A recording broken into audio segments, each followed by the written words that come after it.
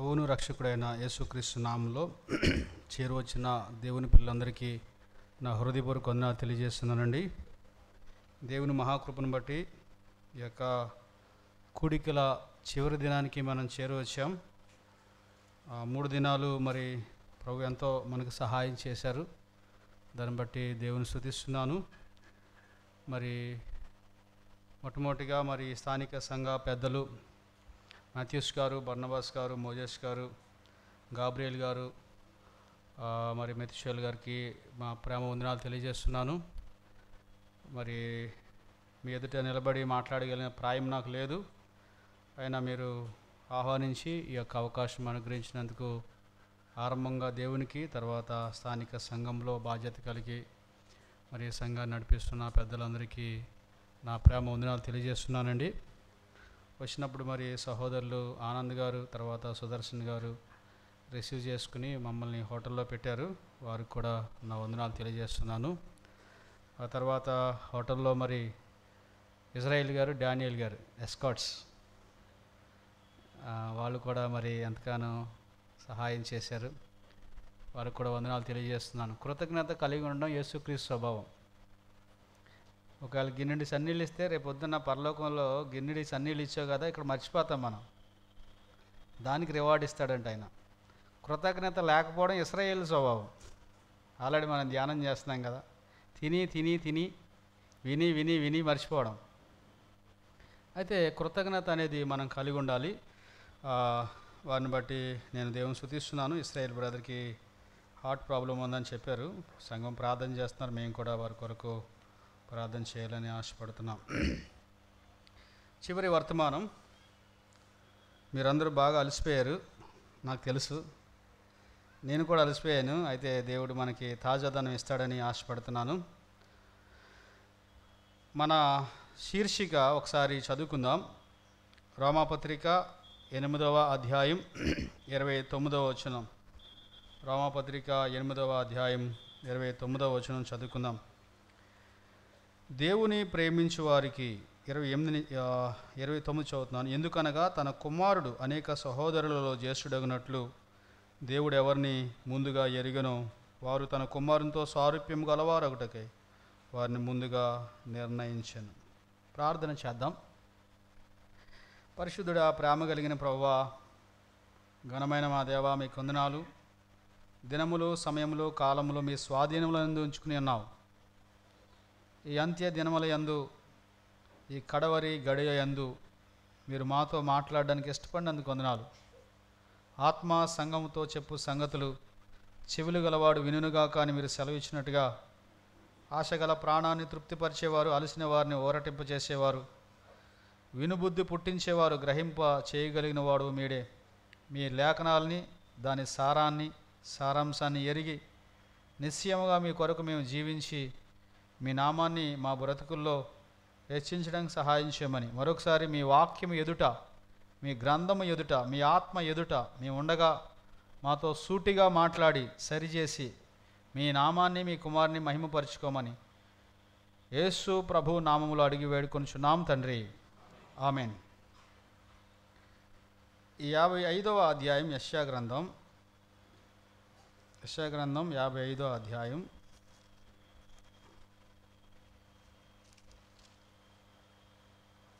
1వ వచనం కూడా చదువుకుందాం. దప్పిగొని వారలారా నీళ్ళ యొద్దకు రండి. చాలు. దప్పిగొని వారలారా నీళ్ళ యొద్దకు రండి. ఈ వచనం మీకు ఎక్కడెక్కడ కనబడుతుందా? పైన ఉంది కదా. పెద్దలు ఆలోచించి పరీక్షించి ఆ వచనం పెట్టారు. నీళ్ళు ఎవరికి కావాలి? దప్పిగొన్నవారు. దాహం వేసిన వాళ్ళు కాదు. దాహం వేసిన వాళ్ళకి, దప్పిగొన్న వాళ్ళకి చాలా తేడా ఉంటుంది.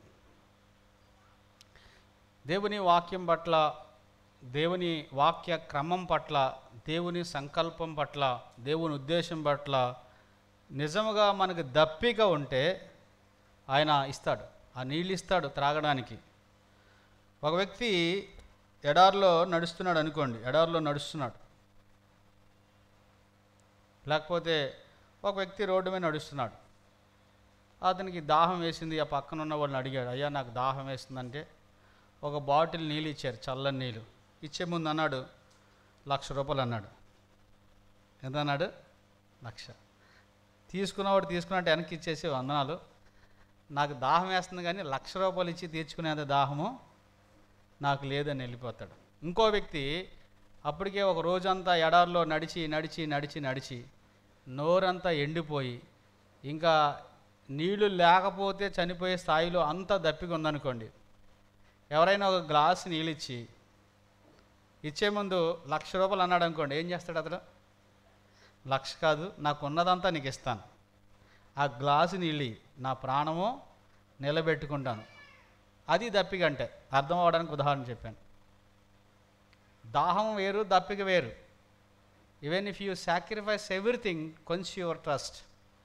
అలాంటి దాహము, అలాంటి దప్పిక ఉన్నవారికి పరిశుద్ధ జీవితం పట్ల, దేవుని పని పట్ల, దేవుని సంఘం పట్ల, భూలోకంలో ఆయన నామం అపకీర్తి పాలవుతుంది.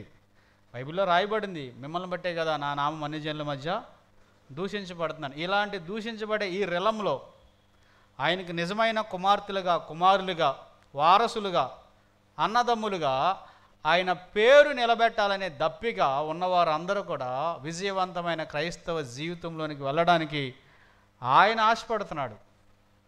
ఆ కుమారుని సారూప్యం మనకి ఇవ్వడానికి ఆయన కోరుకుంటున్నాడు. ఇలాంటి దప్పిక మనము కలవారిగా ఉండాలి అని ఆశపడుతున్నాను. ఇంకా మనం ఇంతవరకు కొన్ని ఆత్మ ఆయన రూపంలోనికి మారుస్తాడు అనే అంశాన్ని మనం ధ్యానం చేశాం. రెండోది, దీనత్వంలో ఆయన స్వారూప్యం. ఈ రాత్రి వేళ ఈ అంశాన్ని మీ దృష్టికి తీసుకురావాలనుకుంటున్నాం. ప్రేమలో ఆయన స్వారూప్యం, దీనత్వంలో ఆయన స్వారూప్యం, సాక్ష్యంలో ఆయన స్వారూప్యం, శ్రమల్లో ఆయన స్వారూప్యం, ఇవన్నీ మనం వరుసగా ధ్యానించవచ్చు. అయితే నా హృదయంలో ఉన్న భారాన్ని బట్టి ఈ రాత్రి వేళ చివరి వర్తమానం కాబట్టి దీనత్వంలో క్రీస్తు సారూప్యం మనకు రావాలని ఆయన కోరుకుంటున్నాడు. క్రీస్తు సారూప్యం అంటే యేసుప్రభు ఈ లోకంలో ఉండగా ఏ ఏ విషయాల్లో మనకు మాదిరించిపోయారు, అడుగు జాడల యందు మనం నడుచుకోవాలని ఆయన మాదిరించిపోయాడో వాటన్నిటిని కూడా మనం స్వతంత్రించుకోవడానికి ఆయన ఇచ్చిన అవకాశం. కాబట్టి ఆయన దీనత్వంలో మనం ఎలాగూ ఆయన్ని వెంబడించగలం, దీనత్వంలో ఆయన పోలిక మనకి ఎలా వస్తుంది అనే అంశాన్ని ధ్యానం చేయాలని నేను ఆశపడుతున్నాను.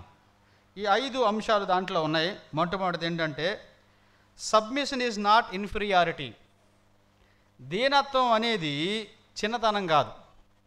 చాలామంది వివరించుకుందాం, 5 అంశాలు మనం వివరించుకుందాం. 1, దీనత్వం అనేది చిన్నతనం కాదు, సబ్మిషన్ ఈజ్ నాట్ ఇన్ఫీరియారిటీ.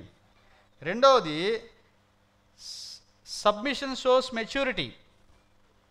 దీనత్వం అనేది అనుభవాన్ని సూచిస్తుందండి. సబ్మిషన్ షోస్ మెచ్యూరిటీ, అది రెండవ అంశం. మూడవది, submission brings blessings all the time. దీనత్వం లేదా లోబడ్డం అనేది ఆశీర్వాదాన్ని తీసుకొస్తుంది. నాలుగవది, సబ్మిషన్ బ్రింగ్స్ ఆర్డర్. దీనత్వం ఒక క్రమాన్ని తీసుకొస్తుంది.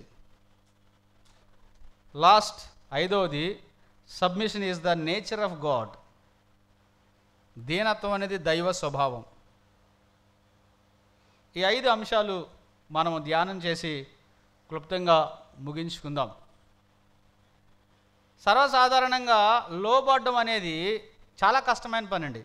మిగతాది అధికారం చేయడం ఈజీ, కానీ లోబడ్డం అనేది చాలా కష్టమైన పని. అయితే దేవుని పిల్లలుగా ప్రభువైన యేసుక్రీస్తుని మాదిరిగా మనం తీసుకుని, దీనత్వం అనేది అది ఇన్ఫీరియారిటీ కాదు. చాలామంది లోబడ్డం అంటే తక్కువ స్థాయి, లోబడ్డం అంటే అది హీనమైన స్థితి, లోబడ్డం అంటే అది అగౌరవమైన స్థితి అని భావించేవారు ఉంటారు.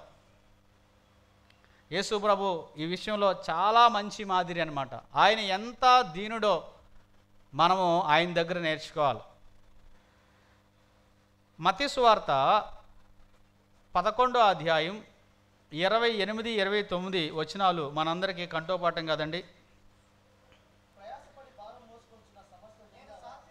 ప్రయాసపడి భారం మోసుకుంటున్న సమస్త జనులారా నా యొద్దకు రండి, నేను మీకు విశ్రాంతి కలుగజేస్తానని చెప్పాడు. ఈ విశ్రాంతి పాపము నుంచి విశ్రాంతి, పాపము నుండి విశ్రాంతి పొందాలంటే యేసు ప్రభు దగ్గరికి రావాలి. నిన్న రాత్రి సువార్త విన్నారు, మొన్న రాత్రి సువార్త విన్నారు, చాలాసార్లు సంఘంలో కూడా మీకు సువార్త చెప్పి ఉంటారు.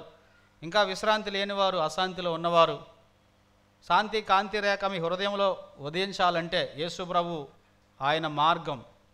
ఆయన వద్దకు వస్తే మీకు విశ్రాంతి దొరుకుతుంది. కాబట్టి 28వ వచనంలో మన పాపముల నుండి విశ్రాంతి చెప్పాడు. 29 చూడండి. నేను సాత్వికుడను, దీన మనసు గలవాడను. 2 ముఖ్యమైన క్యారెక్టర్స్ ఇక్కడ యేసు ప్రభు గురించి మత్తయి రాస్తున్నాడు. ఒకటి సాత్వికుడు, రెండోది దీన మనసు కలిగిన వాడు. ఈ సాత్వికుడు అనే మాట పాత నిబంధనలో ఒక వ్యక్తికి ఉపయోగించబడింది. ఆయన పేరేం పేరు? మోషే. మోషే ఎవరండి? మిక్కిలి సాత్వికుడు అంట. ఎప్పటి వరకు? గిల్లేదాకానే. కానీ యేసుక్రీస్తు సాత్వికుడే కాదు, ఆయన ఏంటండి? దీన మనసు కలిగిన వాడు. పాత కొత్త నిబంధనలు యేసుక్రీస్తులో కనబడతాయి, కృపా సత్యములు యేసుక్రీస్తులో కనబడతాయి. మోషే సాత్వికుడే, కానీ కొన్ని సందర్భాల్లో మోషే కూడా తన సాత్వికాన్ని నిలబెట్టుకోలేకపోయాడు. కానీ యేసు ప్రభు ఎవరండి? దీన మనసు కలిగిన వాడు. కాబట్టి ఆయన యొద్ద నేర్చుకోవాల్సింది ఏంటంటే దీన మనసు. అది చెప్తున్నాడు. నేను సాత్వికుడును, దీన మనసు గలవాడును కనుక నా యొద్ద నేర్చుకోనండి, అప్పుడు మీ ప్రాణములకు విశ్రాంతి. చాలామందికి పాపముల నుండి విశ్రాంతి దొరికింది కానీ ప్రాణాలకు విశ్రాంతి లేదు. కారణం ఏంటో తెలుసా? ఈగో. గర్వాంధులు అడ్జస్ట్ అవ్వలేరండి. ఎవరైనా చిన్నగా వాళ్ళని మామూలుగా చూసినా కానీ తక్కువగా చూసారంటారనమాట. లేకపోతే ఇవ్వవలసిన చైర్ ఇవ్వకపోతే బాధపడిపోతారనమాట. మీటింగ్స్కి వచ్చాను కనీసం ప్రార్థనకు వెళ్ళలేదంటారనమాట. These people are Pharisees. కానీ దీన మనసు కలిగినోడు ప్రాణం విశ్రాంతి కూడా. ఎవరు చూసినా చూడకపోయినా, పిలిచినా పిలకపోయినా, పట్టించుకోని ప్రాణం విశ్రాంతిగా ఉంటుంది అనమాట. ఎందుకని? తన గురించి తనకు పెద్ద ఆలోచనలు ఏమి ఉండవు. Is not big man in his sight. అతని దృష్టికి అతడు గొప్పవాడు ఏం కాదు. దేవుని కృపను బట్టి రక్షించబడ్డాను ఏదైనా ఓకే అనుకుంటాడు అనమాట. అందువల్ల సంఘములో, కుటుంబంలో మన ప్రాణాలకి విశ్రాంతి కావాలంటే యేసు ప్రభు యొక్క దీనత్వాన్ని నేర్చుకోవాలి. ఆయన సాత్వికుడు, దీన మనసు కలిగినవాడు. ఆయన యొద్ద నేర్చుకుంటే ఆ సాత్వికం, ఆ దీన మనసు మన జీవితాల్లో గొప్ప అద్భుతమైన విశ్రాంతి దొరికిద్ది అన్నమాట. డే టు డే లైఫ్లో, అనుదిన జీవితంలో నీకు నిజమైన ఆనందం, నిజమైన సంతోషం, నిజమైన విశ్రాంతి నీ ప్రాణానికి కావాలంటే don't think your self you are great. If you have this kinds of thoughts, if you are so great in your eyes, you never find peace in your soul. కారణం ఏంటి? నువ్వు గొప్పవాడుగా ఎంచుకుంటున్నావు, నీవు అధికుడిగా ఎంచుకుంటున్నావు. ఒకవేళ నీకున్న స్టేటస్ గొప్పదై ఉండొచ్చు, కానీ ప్రభు ఇచ్చాడని నువ్వు దీనుడిగా ఉంటే నువ్వు చాలా విశ్రాంతిగా ఉంటావు. నిన్ను గౌరవిస్తారని ఒక స్థానానికి వెళ్ళావు అనుకో, అక్కడ గౌరవం దొరకకపోతే చాలా బాధ కలిగిపోద్ది. నాకు ఏ గౌరవం అవసరం లేదు వెళ్ళావు అనుకో, గౌరవిస్తే. ఇప్పుడు 2 విషయాలు మనల్ని ఇన్ఫ్లుయెన్స్ చేయకూడదండి. నెంబర్ 1, గౌరవించినప్పుడు పొంగిపోకూడదు. నెంబర్ 2, అగౌరవపరిచినప్పుడు కుంగిపోకూడదు. అది యేసు ప్రభు స్వభావం. గుర్తించినప్పుడు నిన్ను ఎక్కువగా భావించకూడదు, గుర్తించలేనప్పుడు నువ్వు కృంగిపోకూడదు. దీనత్వం అంటే అన్ని సందర్భాల్లో వాటి విషయాల్లో నీ ప్రాణము విసుగు చెందదు. అది యేసు ప్రభు యొక్క దీనత్వం మనం గమనిస్తున్నాం. ఆయన దేవుని స్వరూపము గలవాడు, దేవునితో సమానుడు. ఈ లోకానికి వచ్చినప్పుడు ఆయనకి ఏ గౌరవం దొరికింది? ఆయన ఎంత గౌరవించారో మనకు తెలుసు కదా. మరి ఆయన పిల్లలు మనం చెప్పుకుంటున్న మనము అది నేర్చుకోకపోతే అడ్జస్ట్మెంట్స్ కుదరవండి.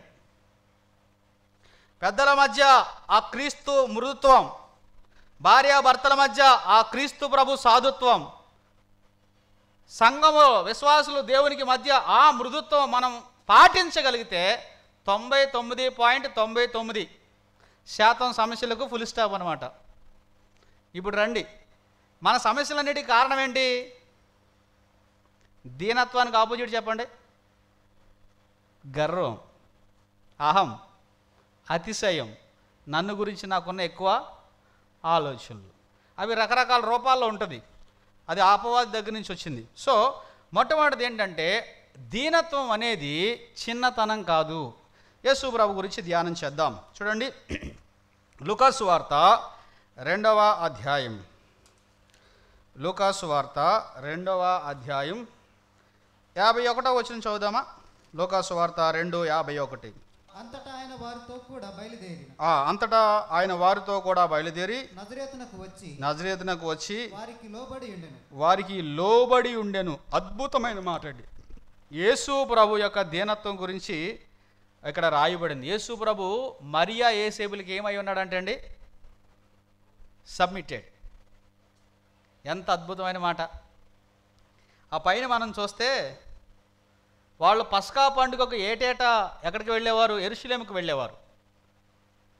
వాళ్ళు బయలుదేరి వచ్చేస్తున్నారు. మరియా యేసేపు మిగిలిన యూదులు అందరూ వారు స్వదేశానికి లేదా సొంత ప్రాంతాలకి ఊళ్ళకి వెళ్ళిపోతుంటే యేసు ప్రభు అక్కడే నిలిచిపోయాడు. వారు 2 దినాల ప్రయాణం అంత దూరం వెళ్ళిన తర్వాత ఈయన వారితో లేడన్న సంగతి గమనించి మరలా వెనక్కి వచ్చినప్పుడు యేసు ప్రభు ఏం చేస్తున్నాడు? శాస్త్రులు పరిశీలన మధ్య కూర్చుని వారితో సంభాషిస్తున్నప్పుడు ఆయన ప్రజ్ఞ ప్రత్యుత్తరములకు వారందరూ విస్మయం పొందారనమాట.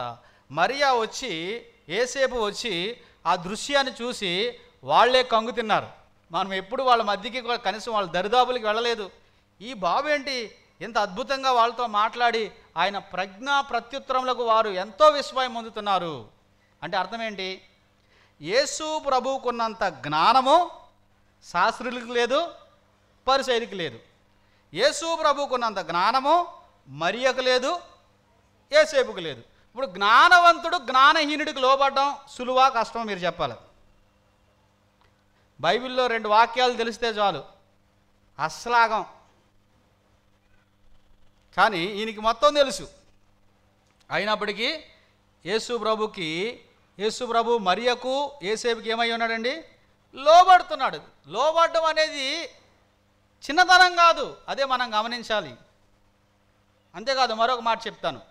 యేసు ప్రభువుకున్న పరిశుద్ధత మీరు గమనించండి. యేసు ప్రభువుకున్న పరిశుద్ధత. యేసు ప్రభు ఎంత పరిశుద్ధుడు? ఆయన పాపము లేనివాడు, అంతే కదా? ఆయన పాపము లేనివాడు. హెబ్రీ గ్రంథకర్త చెప్పాడు, నిర్దోషి, నిష్కల్మషుడు, పాపుల్లో చేరక ప్రత్యేకంగా ఉన్నాడు అని. నిర్దోషి అని ఎవరు చెప్పారు? పిలాతు చెప్పాడు. మానవ జాతికి ప్రతీక పిలాతు, head of human rice in those days. ఏమన్నాడు? ఇతని యందు నాకు ఏ దోషము కనబడలేదు, నిర్దోషి, నిష్కల్మషుడు, పాపుల్లో చారనివాడు. చూడండి ఆ మాట ఒకసారి. హెబ్రీ పత్రిక 7వ అధ్యాయం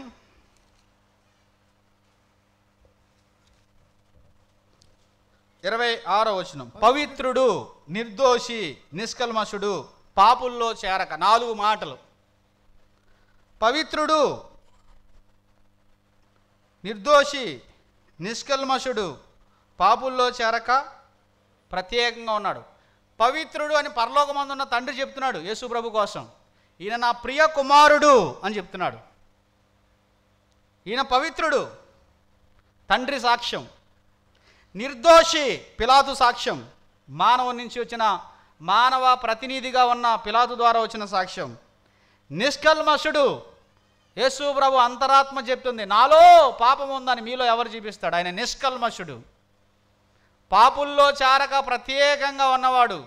అపవాది చెప్తున్నాడు, ఆదాము నుంచి యేసు ప్రభు వచ్చు వరకు అందరూ నా లిస్టులోనే ఉన్నారు, ఈయన తప్ప. ఈయన పాపుల పట్టీలో ఈయన పేరు పెట్టలేను. కారణం ఏంటి? పాపుల్లో చేరలేదు ఈయన అంటున్నాడు. మరణము ఆయన్ని బంధించి ఉంచడం అసాధ్యము అని రాయబడిందండి. ఎందుకంటే ఒక బైబిల్ పండితుడు ఇలా రాశాడు, సాతాను అన్నాడంట, యేసు ప్రభుని చంపేశాను, మరణమా మింగాయి అంటున్నాడంట. మరణం అంటుందంట, ఒక్క పాపం చూపించి మింగేస్తానంటుందంట. నేను ఆయన్ని బంధించలేకపోతున్నాను, నేను నోరు తెరిచేయవలసి వస్తుంది, ఎందుకంటే ఆయనలో పాపము లేదు అని. అర్థమైందా? యేసు ప్రభు మరియా యేసేపుల కంటే కొన్ని అసలు ఊహించడానికే పోల్చడానికే మాటలు ఉండవండి. అంత పరిశుద్ధుడు. ఎవరికంటే? యేసేపు మరియల కంటే. కానీ ఏం చేశాడు ఆయన? యేసేపు మరియలకు లోబడి ఉండెను. మనం లోబడ్డానికి అతను నాకంటే పరిశుద్ధుడా, నాకంటే క్వాలిఫైడా, నాకంటే యోగ్యుడా, అవి కాదండి మ్యాటర్స్. మ్యాటర్ ఏంటంటే దేవుడు ఆయన్ని ఆ స్థానంలో ఉంచాడా లేదా. యేసేపు మరియలను యేసు ప్రభుకి తల్లిదండ్రులుగా దేవుడు ఉంచాడు. ధర్మశాస్త్ర సారాంశం ఏంటి? పిల్లలు తల్లిదండ్రులకు లోబడాలి. కాబట్టి ధర్మశాస్త్ర నెరవేర్పు నిమిత్తము ఎంతో పరిశుద్ధుడైన ప్రభు ఎవరికి లోబడుతున్నాడు? మరి యేసేపుకి లోబడుతున్నాడు. ఎవరిలో అయినా చిన్న తప్పు కనబడితే ఇంకా వాళ్ళ మాటే పట్టించుకోం మనం, లోబడం అసలు. యేసు ప్రభు లోబడ్డం అనేది చిన్నతనంగా భావించలేదు. ఒక రకంగా చెప్పాలంటే యోహాను దగ్గర బాప్తీసం తీసుకునే వాళ్ళు పాప క్షమాపణ నిమిత్తం, మారు మనసు నిమిత్తం బాప్తీసం తీసుకుంటున్నారు. అవునే కదా? యోహాను దగ్గరికి లైన్గా వస్తున్నారు బాప్తీసం తీసుకోవడానికి. ఆల్ ఆఫ్ ఎ సడన్ యోహాను లైన్లో యేసు ప్రభు కనబడ్డాడు. ఇప్పుడు తండ్రి అయిన దేవుడు యేసు ప్రభుకి ఏమని చెప్పాడంటే, నువ్వు బాప్తీసం తీసుకో, నీతి యావత్తు ఇలా జరిగి నిమిత్తం. యేసు ప్రభు బాప్తీసం పాప క్షమాపణ నిమిత్తం కాదు, మారు మనసు నిమిత్తం కాదు, నీతి యావత్తు జరిగి నిమిత్తం. నేను ఆల్రెడీ అంకుల్ అక్కడ చెప్పారు కదా. ఇప్పుడు ఒక మాట, నేను వెళ్ళి ఆ లైన్లో నుంచుంటే నా గురించి ఈ మిగతా వాళ్ళందరూ ఏమనుకుంటారు? ఎవరైతే యూదులు, ఈ శాస్త్రులు, ఈ పరిచయులు యోహాను బాధ విని పాపాలు ఒప్పుకుంటూ మారు మనసు పొందడానికి బాప్తీసం తీసుకుంటున్నారు కదా, నేను కూడా ఏదో పాపాలు చేశాను అనుకుని ప్రజలందరూ అనుకుంటారు కదా అన్న థాట్ వస్తుందా రాదా? కానీ is not slave to the opinion of people. ప్రజల ఆలోచనలకు, ప్రజల అభిప్రాయానికి యేసుప్రభు బానిస కాదు. వాళ్ళు ఏదైనా అనుకోనివ్వండి. వాట్ మై ఫాదర్ థింగ్స్, నా తండ్రి, ఈ లోకానికి పంపించిన నా తండ్రి, నా అంతరంగాన్ని, నా ఆలోచనల్ని, నా తలంపులను సూటిగా చూడగలిగిన నా తండ్రి ఇది యావత్తు జరగాలని నిర్ణయించాడు. అది నెరవేర్చడం నా యొక్క ఊపిరి. అర్థమైందా? యేసుప్రభు లోబడ్డం అంటే సామాన్యమైన సంగతి. ఇప్పుడు హెచ్ఐవి క్యాండిడేట్స్ ఉంటారు కదా, వాళ్ళకి ఆర్డి అనే మెడిసిన్ ఇస్తారనమాట. కాకినాడ గవర్నమెంట్ హాస్పిటల్లో, ఇక్కడ కూడా ఇస్తారు. అక్కడ పేషెంట్లు ఎలాగొస్తారు తెలుసా? అందరూ ఒక్కళ్ళు కూడా ముఖం కనబడినవారు, మొత్తం పూర్తిగా ముఖం కప్పేసుకుని మెడిసిన్ తీసుకుని వెళ్తారు. ఎందుకంటే ఆ ముఖం కనబడితే కనుక వీళ్ళకి హెచ్ఐవి ఉందని ప్రజలు అనుకుంటారేమని. నిజంగా హెచ్ఐవి ఉన్నవాళ్ళే ముఖం కనబడినవారు. ఇప్పుడు అలాంటి లైన్లో నన్ను నుంచోమన్నారు అనుకోండి, ఎలా ఉంటుంది పరిస్థితి? అసలు దేవా ఇంత పెద్ద పరీక్ష ఏంటి నాయన అని లోబడడానికి ఎంత కష్టమో చూడండి. కానీ యేసు ప్రభు he never care about the opinion of the people. The many people, చాలామంది సంఘాల్లో సమస్యలు ఏంటో తెలుసా? చాలామంది కుటుంబాల్లో సమస్యలు ఏంటి? నా కోసం ఎవరేమనుకుంటారో, ఎవరేమనుకోవడం కాదు, దేవుడు ఏమనుకుంటున్నాడు, అది యేసు ప్రభుకి మ్యాటర్. ఆయన లోబడ్డంలో తండ్రి చిత్తం నెరవేర్చడమే ఆయన ప్రధానమైన ఆయుధం. అందుకే యేసేపు మరియలకు లోబడ్డాడు. అందుకే ఈవెన్ బాప్తీసం ఇచ్చి యోహానుకు కూడా తన తల దించాడు. అందుకే ఆయన ముంచబడ్డాడు. యోహాను భయపడ్డాడు, అయ్యా నేను నీకు బాప్తీసం ఇవ్వడమా?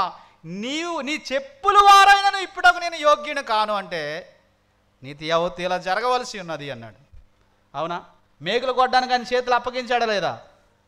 ఆయన అప్పగిస్తేనే కొట్టారు. తెలుసా మీకు సంగతే? మీరు ఎవరిని వెళ్తున్నారు? నజరేయుడైన యేసుని. నేనే అన్నాడు. అంతే, మొత్తం అందరూ పడ్డారు. మరలా లేచారు. ఎవరిని వెళ్తున్నారు? నజరేయుడైన యేసుని నేనే. ఆయన మహిమ ప్రభావాలను తగ్గించుకున్నారు. అప్పుడు వచ్చి పట్టుకున్నారు. ఆయన దీనత్వం అన్ని ఏరియాల్లో మనకు కనబడుద్ది. ఆయన పోలిక అంటే ఆయన స్వభావము, ఆయన గడ్డము, ఆయన తల వెంట్రుకలు, ఆయన పై వస్త్రము, ఆయన జోళ్ళు కాదు ఆయన స్వభావం అంటే. ఆయన స్వభావం అంటే ఆయన యాటిట్యూడ్, ఆయన వైఖరి, ఆయన ఆంతర్యం, ఆయన ప్రవర్తన, ఆయన అడుగుజాడలు, ఆయన స్వభావం. ఆశ దప్పిగా హృదయంలో ఉండాలి. We need to follow Christ alone. అందుకే హెబ్రీ గ్రంథకర్త చెప్పాడు, చాలామంది ఉన్నారు విశ్వాస వీరులు, అబ్బో మేఘం వలె ఉన్నారు, వారి కార్యాలు శూర కార్యాలు. But look and to the Jesus, Yesu వైపు చూడండి అన్నాడు. వారు ఆ మాదిరే, వారు కొంతవరకు మాదిరే, కానీ మీరు చూడవలసింది ఎవరినండి? యేసు ప్రభు. దీనత్వం ఆయన యొద్ద నేర్చుకోవాలి. ఇది మన అందరి జీవితాల్లో గొప్ప ఆశీర్వాదం. దీనత్వం అంటే చిన్నతనం కాదు, దీనత్వం అంటే మెచ్యూరిటీ. ఎవరు దీనిలో ఉంటారో తెలుసండి? అనుభవం కలిగిన వారు, లేఖన అనుభవం కలిగిన వారు, ఆత్మీయ అనుభవం కలిగిన వారు, శ్రమానుభవం కలిగిన వారు దీనిలో ఉంటారు. ఈ అనుభవాలు లేని వారు దీనత్వంలో ఉండడం కష్టం. శ్రమలలో నలిగిన వారు దీనులుగా ఉంటారు. వాక్య లేఖనాల్లో కడగబడి వారి పాప లోపల ఆంతర్యం లేఖన అర్థం చూపిస్తున్నప్పుడు తమను గురించి తమకున్న ఆలోచనలన్నీ అరిగిపోయి దీనులుగా కనబడతారు. దీనత్వం అంటే మెచ్యూరిటీ. Submission shows maturity. ఎవరైనా సబ్మిట్ అవ్వట్లేదంటే, దీనత్వం లోబట్టలేదంటే వాళ్ళ అనుభవ రాహిత్యం గలవారు అని మనం కన్క్లూడ్ చేయొచ్చు. అనుభవం కలిగిన వారు, మెచ్యూరిటీ కలిగిన వారు హంబుల్ దెమ్సెల్స్. యేసు ప్రభు అనుభవం ఎంత గొప్పదో మీరు చూడండి. అందుకే ఆయన ఎంత దీనుడిగా ఉన్నాడో మనకు అర్థమవుతుంది. దీనత్వం అంటే చిన్నతనం కాదు, దీనత్వం అంటే అనుభవము కలిగిన వారు దీనత్వాన్ని ప్రదర్శించేవారుగా ఉన్నారు. దీనత్వం ఆశీర్వాదాన్ని తీసుకొస్తుంది. దీనత్వం ఏం తీసుకొస్తుందండి? ఆశీర్వాదం. ఎక్కడ దీనత్వం ఉన్నా అక్కడ ఆశీర్వాదము వచ్చేదిగా ఉంటుందన్నమాట. దీనత్వం లేని చోట ఆశీర్వాదం రాదు. దీనత్వం లేని చోట ఏముంటుందండి? అల్లరి ఉంటుంది. లోబడని, ఇప్పుడు సంఘంలో విశ్వాసులు ఉన్నారు, ఎవరో లోబడరు అనుకోండి, అక్కడేముంటుంది? అల్లరి. కుటుంబంలో భార్యాభర్తలు ఉన్నారు, ఎవరో లోబడరండి, ఏముంటుంది అక్కడ? సకలమైన నీచి కార్యాలు ఉంటాయి. దీనత్వం లేని చోట అల్లరే ఉంటుంది. కానీ లోబడడం, దీనత్వం ఉన్న చోట ఆశీర్వాదాలకు నిలయం. ఎవరైతే దీనులుగా ఉంటారో వారు ఆశీర్వాదాలు పొందేవారుగా ఉంటారు. వర్షం బాగా పడుద్ది కదా, కుంభవర్షం పడుద్దండి. పడినప్పుడు ఈ బిల్డింగ్ మీద ఎంత ఉంటుంది? ఎన్ని లీటర్లు లేకపోతే ఎన్ని గ్యాలన్స్ ఆఫ్ వాటర్ ఉంటుంది దాని మీద? ఒక చుక్క కూడా ఉంటుంది. ఎందుకని?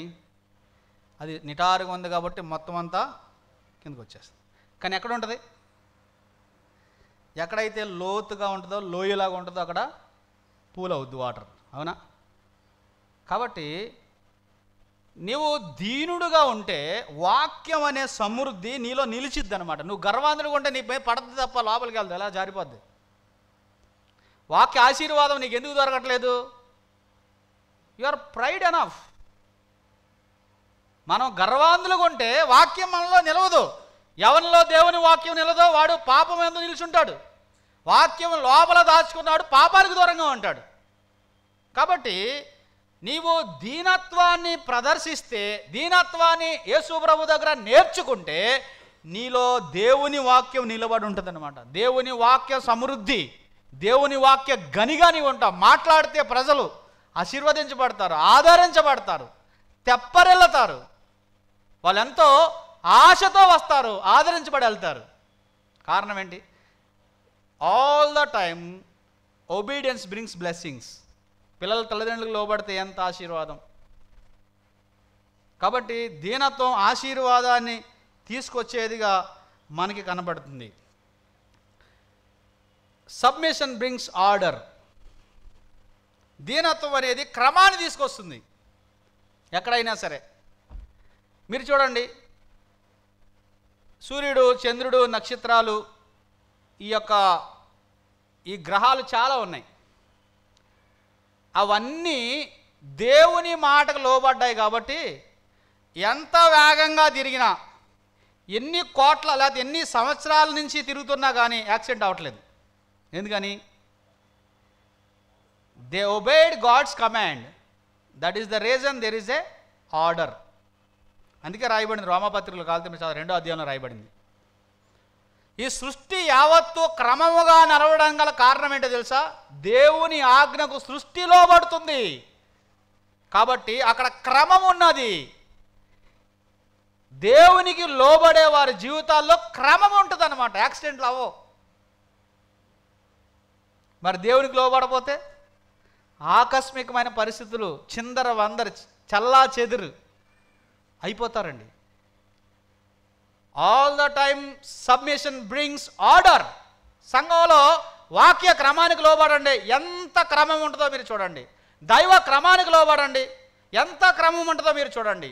దేవుని ఆజ్ఞలకు లోబడండి, సంఘంలో ఎంత క్రమం ఉంటుందో చూడండి. పెద్దలు వారి పరిచర్య, వారి పాలన, వారి లెక్క, విశ్వాసులు వారు లోబడ్డం, వారి అందుబాటు, వారి దీనత్వం, వారి పరిచర్య, ఇవన్నీ మీరు కలగలిపి చూస్తే సంఘంలో అద్భుతమైన క్రమం ఉంటుంది. వాక్యానికి లోబడితే సృష్టి లోబడింది కాబట్టి ఇంతకాలం అది ఎంత అద్భుతంగా రన్ అవుతుందో మీరు చూడండి. సృష్టి మౌన సాక్షి. దేవునికి లోబడడం ద్వారా క్రమం వస్తుంది అని చెప్పడానికి ఒక సందేశం చెప్తుంది అనమాట. మరి దేవుని వాక్యానికి లేదా లోబడని వారి జీవితంలో క్రమము దొరకడం సాధ్యం కాదు. కాబట్టి దీనత్వం అనేది క్రమాన్ని తీసుకొస్తుంది. ఐదవది, దీనత్వం దేవుని స్వభావం. ఎలా చెప్తారు అని అడుగుతారా? ఆయనలో గర్వమే లేదు. గర్వం ఎవరిది? అపవాదిది. గర్వం అపవాదిది, దీనత్వం దేవునిది. ఆయన దేవునితో సమానుడు. ఎలా అయ్యాడండి? మానవుడిగా అయ్యాడు. అంతేకాకుండా దాసుడిగా అయ్యాడు. అంతేకాకుండా శిలువ మరణము పొందినంతగా తన్ను తాను తగ్గించుకుని ఎంతగా విధేయత చూపించాడో మీరు చూడండి. దీనత్వం దైవత్వం, గర్వం సాతాను తత్వం. ఈ రెండిట్లో ఎక్కడ వదుకుని ఉంటాం మనం?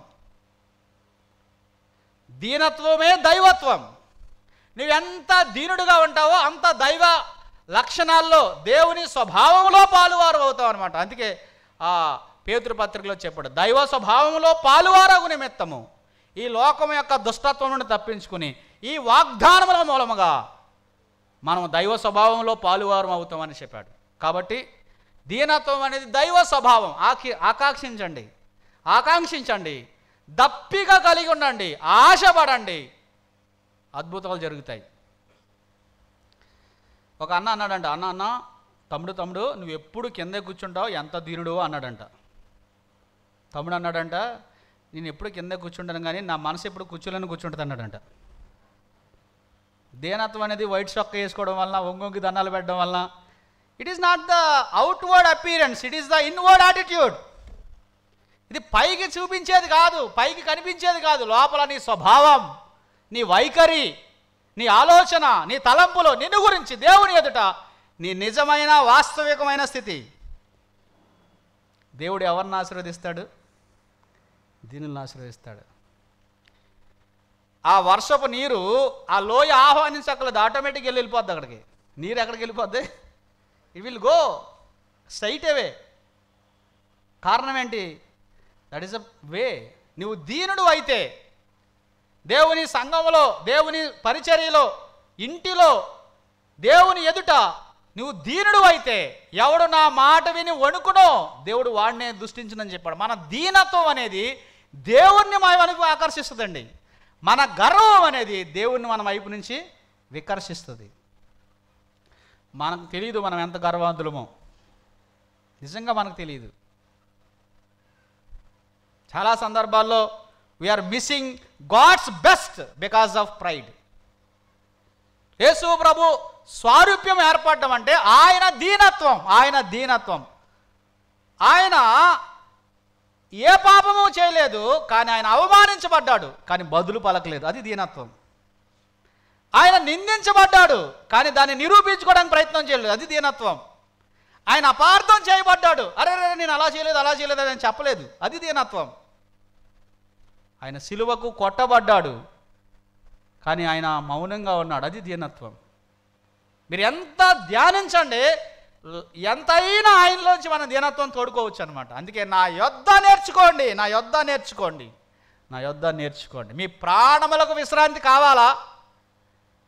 నా యొద్ద దీనత్వం. నేను సాత్వికుడను, దీన మనసు గలవాడును. మోషేను తర్వాత యేసు ప్రభు, ఈ రెండు లక్షణాలు కృపా సత్యములు యేసు ప్రభులో కనబడతాయి అన్నమాట. సాత్వికుడు బార్డర్స్ దాకానే వెళ్ళాడు, కానాన్లోకి వెళ్ళలేడు. కానీ ఈయన పరలోకంలో ప్రవేశించాడు. అర్థమైందా? పరలోకంలో ప్రవేశించాడు. యేసు ప్రభు దీనత్వం ఎంత ధ్యానిస్తే అంత ఆశీర్వాదం. ఏ సంఘంలో అయినా అన్ని సమస్యలకు ఒకే పులి స్టాప్.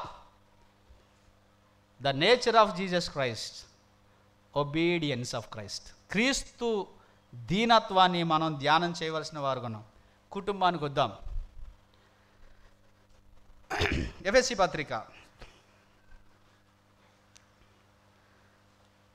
భార్య భర్తకు లోబడితే, భర్త భార్యను ప్రేమిస్తే, అక్కడ యేసు ప్రభు యొక్క దీనత్వాన్ని మనం ఎక్సర్సైజ్ చేస్తాం. చూడండి 5వ అధ్యాయం 24వ వచనం. 5:24. సంఘము క్రీస్తునకు లోబడినట్టుగా భార్యలు కూడా ప్రతి విషయంలోనూ తమ పురుషులకు లోబడవలెను. భార్యలు ప్రతి విషయంలోనూ తమ పురుషులకు లోబడవాలి. ఇది చాలా కష్టమైన ఆజ్ఞ అని భావిస్తుంటారు సహోదరులు. లోబడ్డం అంటే ఆ పాట తీసేయమంటారు ఈ రోజుల్లో చాలామంది. లోబడ్డం అంటే కష్టం. రియల్ మీనింగ్ ఏంటంటే respect your husband. Respect your husband. నీ భర్త నీ వద్ద నుంచి కోరుకునేది ఏంటో తెలుసా? Your respect. నీచంగా చూడడం, వ్యంగ్యంగా మాట్లాడడం, లేకపోతే బాధపడేటట్టు సూటిగా లేకపోతే పదునైన మాటలు మాట్లాడడం కుటుంబ జీవితాన్ని అస్తవ్యస్తం చేస్తుంది. Respect your husband. పైన కూడా చెప్పాడు, ఇద్దరు ఒకరికొకరు లోబడాలి అన్న మాట మనము గమనిస్తాం. 21వ వచనం చూడండి. క్రీస్తునందుల భయముతో ఒకరికొకడు లోబడండి. భార్య భర్తకు లోబడాలి, భర్త భార్యకు లోబడాలి, ఒకరికొకరు లోబడాలి. అంటే దాని అర్థం ఏంటి? Respect each other. Don't think your wife is inferior species. కొంతమంది ఏమనుకుంటారంటే భార్య అనే ఆమె ఒక తక్కువ స్థాయి వ్యక్తి అనుకుంటారన్నమాట. అది చాలా ప్రమాదం. ఈ రోజుల్లో అలా అనుకుంటే ఎవరు ఒప్పుకునేవారు లేరు, అది వేరే సంగతి. కానీ భార్య అంటే తక్కువ స్థాయి అనుకోకూడదు. షీఈస్ హెల్ప్మేట్. నిన్ను సంపూర్ణం చేసేది, నీకు సహకారిగా ఇవ్వబడింది. నిన్న మనం ధ్యానం చేశాం కదా, ఆదరణకర్తకు కొత్త నిబంధనలో ఏ పదం వాడబడిందో సాటి అయిన సహాయానికి పాత నిబంధనలు అదే పదం వాడబడింది. అలాగుంటున్నారా? ఆదరణకర్తలాగా ఉంటున్నారా మీరు? బాధకు కర్తలాగా ఉంటున్నారా? Your character is comforting. చూడండి, భార్య భర్తకు లోబడితే, భర్త భార్యని ప్రేమిస్తే ఆ కుటుంబంలో ఉండేది పరలోకం. ఏముంటుందండి? పరలోకం. భార్య లోబడతలేదు, భర్త ప్రేమిస్తున్నాడు అనుకోండి, ఆ కుటుంబంలో ఉండేది పీస్. మరలా చెప్తున్నాను, ఇద్దరు దేవుడు చెప్పిన లేకపోతే ఇద్దరిలో ఒకళ్ళు దేవుడు చెప్పింది నెరవేరిస్తే భార్య భర్తకు లోబడుతుంది, భర్త సరిగా ప్రేమించట్లేదు, కానీ కుటుంబంలో ఏముంటుంది? నెమ్మది ఉంటుంది, పీస్ ఉంటుంది అన్నమాట. లేదు, భార్య లోబడుతుంది, లేకపోతే భర్త ప్రేమిస్తున్నాడు, భార్య లోబడతలేదు, అప్పుడు కూడా ఏముంటుంది? పీస్ ఉంటుంది. ఇద్దరిలో ఎవరొకళ్ళు దేవుని ఆజ్ఞ ఇద్దరిలో ఒకళ్ళు నెరవేర్చిన కుటుంబంలో పీస్ ఉంటుంది. ఇప్పుడు రెండవది, ఇద్దరు నెరవేరిస్తే కుటుంబంలో పరలోకం ఉంటుంది. అంటే భార్య లోబడుతుంది, భర్త ప్రేమిస్తున్నాడు. ఇప్పుడు ఇద్దరు చేస్తలేకపోతే కుటుంబంలో నరకం ఉంటుంది అనమాట. ఏది కావాలో డిసైడ్ చేసుకోండి.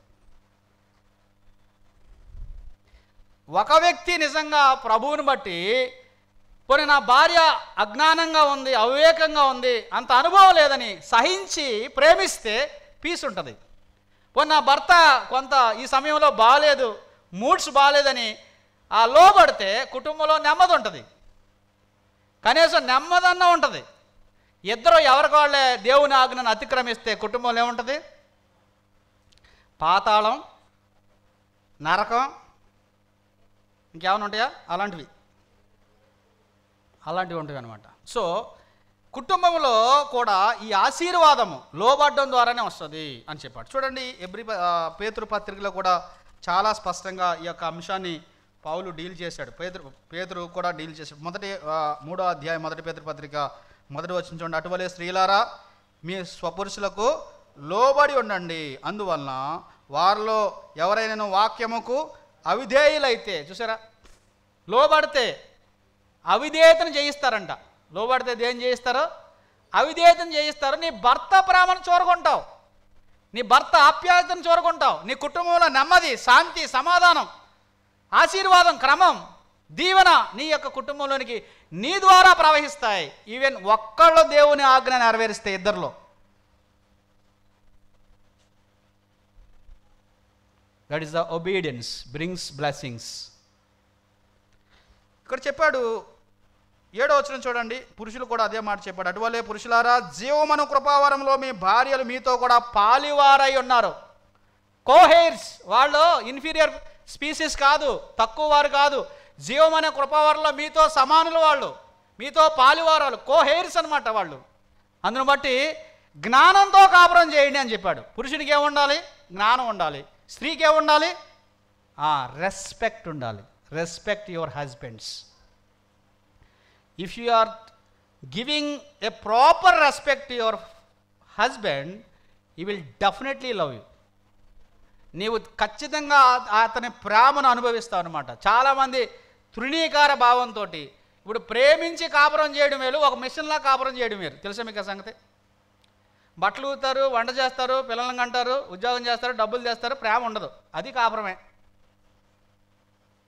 ఈయన దగ్గర ప్రేమ ఉండదు, ఆవిడ దగ్గర ప్రేమ ఉండదు. దర్ ఇస్ ఎ మెకానికల్గా వెళ్ళిపోద్ది. అలా కాదు.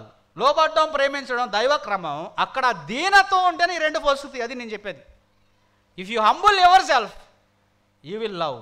If you humble your self, you will submit, because it is the God's command. ఇప్పుడు ఈ రెండు ఆజ్ఞలు విడివిడిగా ఇవ్వబడ్డాయి. ఆయన ప్రేమిస్తే నేను లోబడతాను అంటాగలేదు,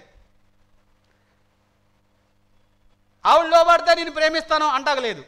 ఆయన నీతో చెప్పింది ఏంటంటే, నువ్వు ప్రేమించు, ఆవిడ లోబడినా లోబడకపోయినా కుటుంబంలో ఏముంటుంది? పీస్ ఉంటుంది. నీవు ఆయనకి లోబడు, ఆయన ప్రేమించినా ప్రేమించకపోయినా కుటుంబంలో ఏముంటుంది? పీస్ ఉంటుంది. లేదు మాకు మా ఇష్టం, మేమిద్దరం ఎలాగా చేసుకుంటామంటే కుటుంబంలో ఏముంటుంది? నరకం ఉంటుంది. కాబట్టి ఈ లోబాటం అనేది కుటుంబంలో ఆశీర్వాదాన్ని తీసుకొస్తుంది, నెమ్మదిని తీసుకొస్తుంది. ఇద్దరు లోబడి ప్రేమించుకుంటే పరలోకమే కుటుంబంలో ఉంటుంది. అప్పుడు ఏమవుతారు? పిల్లలకి ఇవ్వబడింది. నెక్స్ట్ ఆజ్ఞ ఇక్కడికి వచ్చిందనమాట. ఫస్ట్ ఆజ్ఞ ఎవరికి ఇవ్వబడింది? భార్యాభర్తలకు ఇవ్వబడింది. ఎప్పుడైతే భార్యాభర్తలు ఇద్దరు ఒకరికొకరు లోబడుతున్నారో అప్పుడు పిల్లలకు రాయబడింది. 6వ అధ్యాయం 1వ వచనం, పిల్లారా ప్రభునందు మీ తల్లిదండ్రులకు విధేయులయునుడి, ఇది ధర్మమే. ఎందుకు ధర్మం? వాళ్ళు లోబడి, ఈవిడ ప్రేమించి, ఈయన ప్రేమిస్తే ఆవిడ లోబడుతుంటే, ఈయన ప్రేమిస్తుంటే ఈ యొక్క పరలోక సంబంధమైన వాతావరణంలో పెరిగిన పిల్లలు ఈజీగా submit అవుతుంటారనమాట.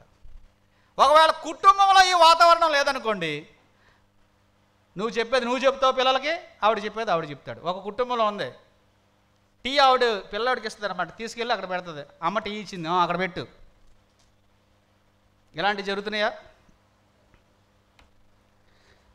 My simple suggestion, small suggestion, ఏవైనా పొరపాటులు రావచ్చు, ఏవైనా మొహమాటాలు రావచ్చు, ఏవైనా సమస్యలు రావచ్చు, సూర్యుడు అస్తమించేలాగా అవి సెటిల్ అయిపోవాలి. సూర్యుడు ఉదయించేలాగా అవి ఉండకూడదు.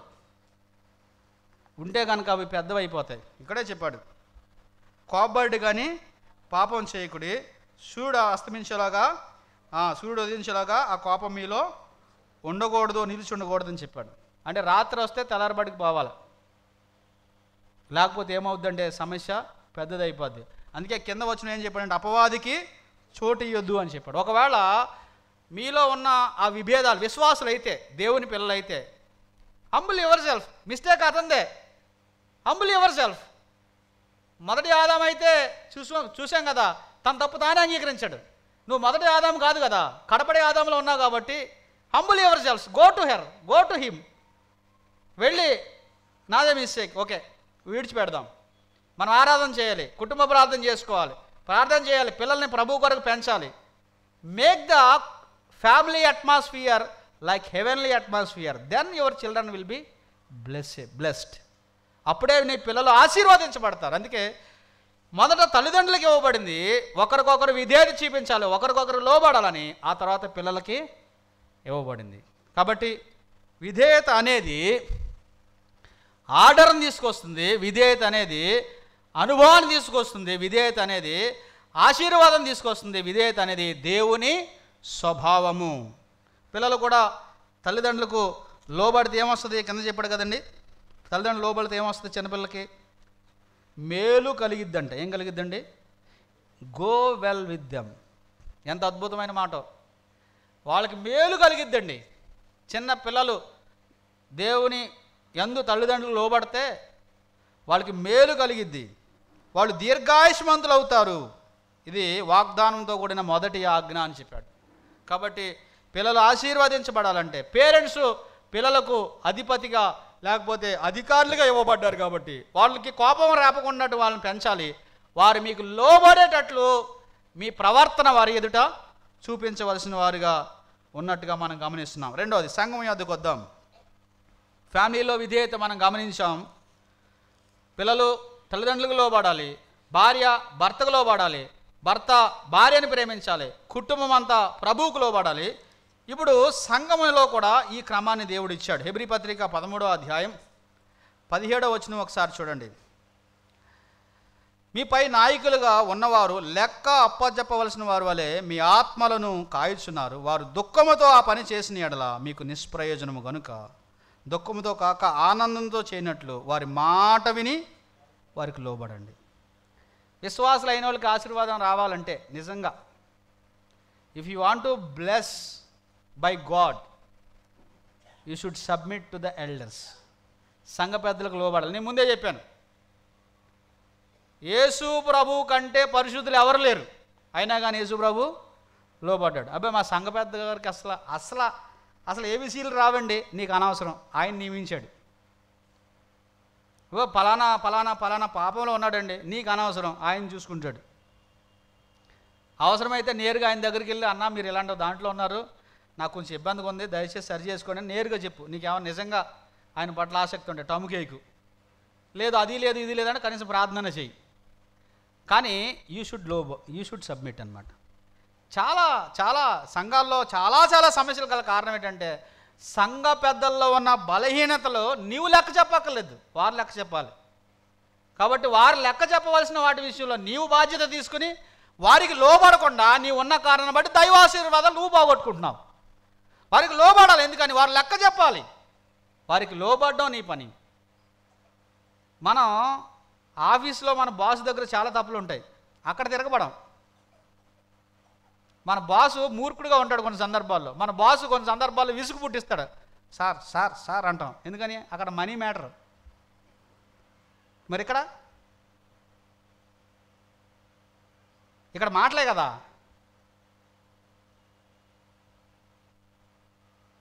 విశ్వాసులు సంఘ పెద్దలకు అన్వాలంటీర్లుగా లోబడాలి, అది దేవుని వాక్యం. నీకు ఆశీర్వాదాలు కావాలంటే చూడండి, అన్న ఆశీర్వాదించబడడం గల కారణం ఏంటి? ఏలీ మంచోడేనా? ఏలీ మంచోడా? కానీ ఏమంది, నా ఏలినవాడా పనికి మాలిన దాని వల్లే నన్ను చూడవద్దు. She was blessed richly. She is the instrument of ఇస్రాయేల్లో ఒక ఆయుధం ఆవిడ. ఎందుకని? ఒక మంచి వ్యక్తిని ఇశ్రాయేలు దేశానికి ప్రవక్తగా, న్యాయాధిపతిగా, యాజకుడిగా ఇచ్చిందనమాట. ఎందుకని? షీ ఒబేడ్ ప్రీస్ట్ అనమాట. ప్రధాన యాజకునికి ఆమె లోబడింది. ప్రధాన యాజకుని పాపాలు ఆమెకు సంబంధం లేదు, ఆమె బాధ్యతే ఆమెకు సంబంధం. సంఘములో సంఘ పెద్దలకు అన్వాలంటీర్గా లోబడాలి. వాళ్ళకి లోపాలున్నా పాపాలున్నా ఏమున్నా సరే అది వారు లెక్క చెప్పాలి. ఒకవేళ వాళ్ళ మీద నీకు భారంగా ఉంటే, ఏవైనా మరీ భయంకరంగా బయటికి వినబడుతుంటే నేరుగా వాళ్ళతో చెప్పు, వాళ్ళ కోసం ప్రార్థన చేయి. అయ్యా ఇలా ఉండడం వల్ల మాకు బాగుంటలేదు, ఇలా అవుతుంది, మీరు ఆ విషయాల్లో కొంచెం సరి చేసుకుంటే బాగుంటుందని నేరుగా చెప్పు, ప్రేమతో చెప్పు, ఎక్కువ ప్రార్థించి చెప్పు, దైవ కార్యం జరుగుతుంది. కానీ నీకు ఆశీర్వాదాలు కావాలి అని అంటే అసెంబ్లీలో ఏం చేయాలండి? వారి మాట వినాలంట. ఏం వినాలండి? మాట వినాలి. ఇప్పుడు హై డిమాండ్ ఏంటో తెలుసా? మాట వినేవాళ్ళు లేకపోవడం హై డిమాండ్ అనమాట. ఎవరు మాట వినరు, ప్రజలు ప్రభుత్వం మాట వినరు, పిల్లలు టీచర్స్ మాట వినరు, భార్యలు భర్తల మాట వినరు, పిల్లలు తల్లిదండ్రుల మాట వినరు, సంఘస్థులు పెద్దల మాట వినరు. మరి ఎవరి మాట వింటారు? ఉన్నాడు కదా ఒకడు, వాడు మాట బాగా వింటాడు. నువ్వు తిని తినవునా చచ్చిపోతావు అని చెప్పాడు దేవుడు. వీడేం చెప్పాడు? చావనే చావు అని చావు కొట్టాడు. అర్థమైందా? వారి మాట వినాలి, వారి మాట వినాలి. వారి మాట వింటే సంఘం అభివృద్ధి అవుద్ది అనమాట. ఎంత స్పష్టంగా చెప్పాడు చూడండి. మీపై నాయకులుగా ఉన్నవారు లెక్క చెప్పాలి, వాళ్ళు లెక్క చెప్పాలి. లెక్క చెప్పవలసిన వారు, వాళ్ళు ప్రభువులేమి కాదు. బలంతో చేయరు, ధనాపేక్షతో చేయకూడదు. పేతురు పత్రికలో చెప్పాడు. అయితే వారు లెక్క చెప్పవలసిన వారుగా ఉన్నారు, కానీ నీవు వారి మాట వినాలి అని చెప్పాడు. వారి మాట వింటే ఏమవుద్ది? వారి మాట వింటే ఏమవుద్ది? ఒక మాట చూడండి, పేతురు పత్రిక 5:5 చూడండి. వారి మాట వింటే ఏమవుతుంది? చిన్నలారా, మీరందరూ ఎదుటివాని ఎడల దీన మనసును వస్త్రము ధరించుకొని మిమ్మును అలంకరించుకొనుడి. దేవుడు అహంకారులను ఎదిరించి దీనులకు కృప అనుగ్రహించును. దేవుడు తగిన సమయం చూడండి, దేవుడు తగిన సమయమందు మిమ్మల్ని హెచ్చించున్నట్లు ఆయన బలిష్టమైన చేతుల కింద దీన మనస్కులై ఉండండి. దీన మనస్కులై ఉండండి. మీరు పెద్దలకు లోబడండి చిన్నలారా, వారి మాట వినండి చిన్నలారా. ఒకరోజు దేవుని బలిష్టమైన హస్తం నిన్ను పైకి లేపుద్ది అనమాట. ఎంత అద్భుతమైన సంగతి. దీన మనసుతోనే ఉండండి, లోబడి ఉండండి. ఆ హన్న ఆ ఏలీకి ఎంత లోబడి ఉందో, ఎంతగా బ్రతిమాలుకుందో అలాగే లోబడి ఉండండి. ఒకరోజు ఏమవుతావు? నువ్వు హెచ్చించబడతావు, దీవించబడతావు. చాలామందికి ఒక ఆయుధంగా అవుతావు. ప్రధానమైన ఒక ఆయుధంగా దేవుడు నేను మలచబోతున్నాడు. ఇది టెస్టింగ్ అనమాట. నాకు అనిపిస్తూ ఉంటుంది, యేసు ప్రభు శాస్త్రులు పరిచయాలు మెసేజ్లు 30 సంవత్సరాలు విన్నాడో ఎంత బోర్ కొట్టేసిందో అని.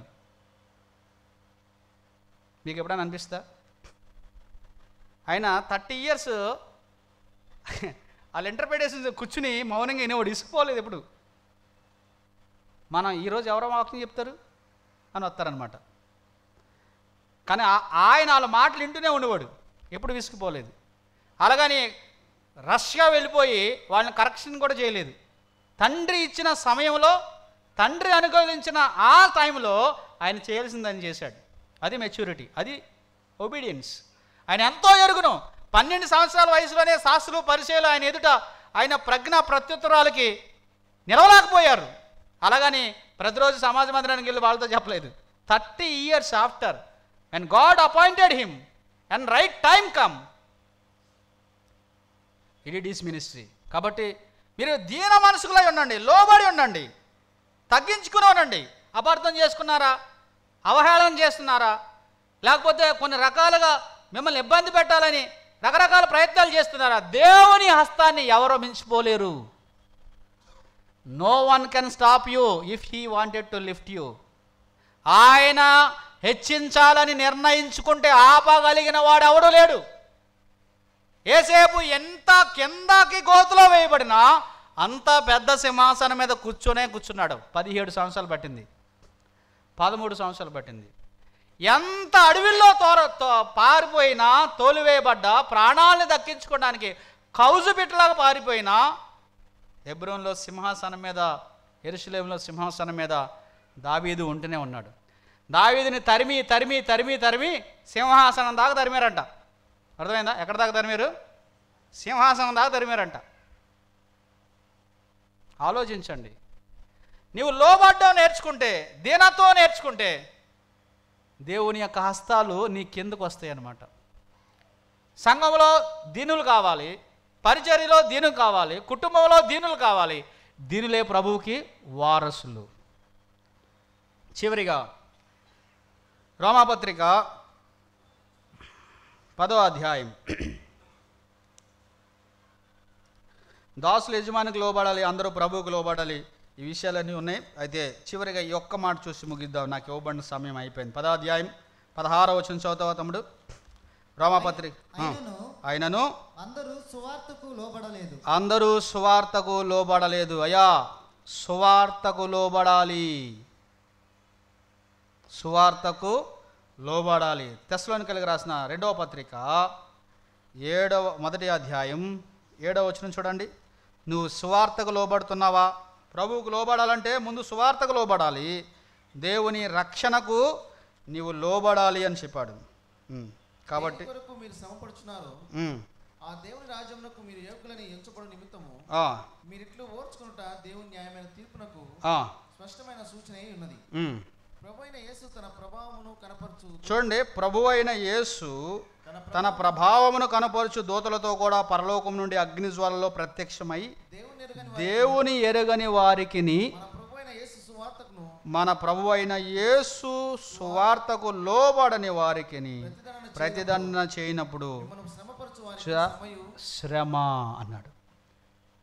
ఆయన వచ్చేటప్పుడు ఒకవేళ సువార్తకు లోబడకపోతే నీకు ప్రతి దండన ఉన్నది, శ్రమ ఉన్నది అని చెప్పాడు. సువార్తకు నువ్వు లోబడాలి. నువ్వు సువార్తను లోబడకపోతే దుర్నీతికి లోబడేవాడుగా ఉంటావు. రామపత్రికలో 2వ అధ్యాయంలో రాయబడింది. రామపత్రిక 2:8 చూడండి. రామపత్రిక 2వ అధ్యాయం 8 సువార్తకు లోబడకపోతే సత్యమునకు లోబడక దుర్నీతికి లోబడతావు అన్నాడు. దుర్నీతికి లోబడి వారి మీదికి దేవుని ఉగ్రత రాబోతుంది, ప్రతి దండన రాబోతుంది, శ్రమ రాబోతుంది, ఉగ్రత రాబోతుంది. ఆయన లోబడమని కోరుతున్నాడు. సువార్తకు లోబడుతున్నావా? అపవిత్రతకు నువ్వు లోబడుతున్నావా? దుర్నీతికి లోబడుతున్నావా? దేవునికి లోబడతావా? ఒకసారి ఆలోచించాలి. లోబడ్డం గొప్ప ఆశీర్వాదం, లోబడ్డం గొప్ప క్రమము, లోబడ్డం దైవికమైన లక్షణం, లోబడ్డం దేవుని స్వభావం, లోబడ్డం చిన్నతనం కాదు, లోబడ్డం అనుభవం. ప్రార్థన చేసుకుందాం.